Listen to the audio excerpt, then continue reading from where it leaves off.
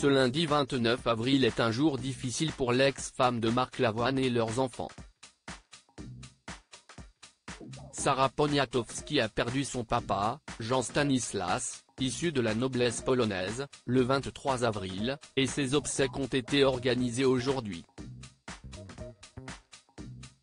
Pour ce douloureux événement, qui a eu lieu au sein de l'église polonaise de Paris, la décoratrice d'intérieur de 51 ans a pu compter sur le soutien de son ex-époux, mais aussi des 3 enfants qu'ils ont eus ensemble.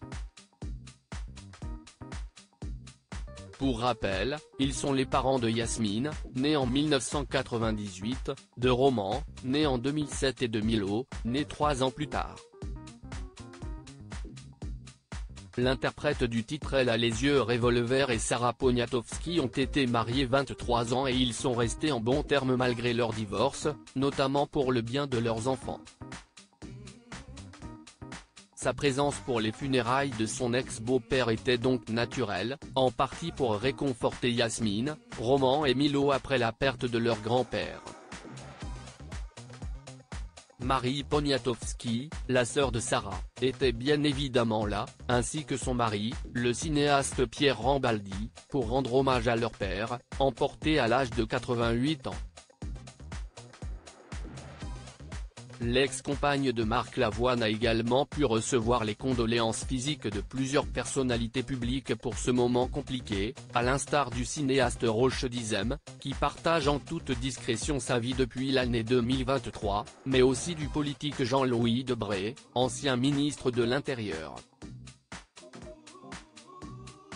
Supérieur à Marc Lavoine avec son ex Sarah et leurs 3 enfants, soudés en plein deuil. Un deuil très éprouvant pour sa fille Sarah. Le réalisateur et acteur Vincent Pérez et sa fidèle collaboratrice, dans la vie comme au cinéma, la scénariste Karine Sia, ont aussi pris le temps d'assister aux funérailles de Jan Stanislas Poniatowski.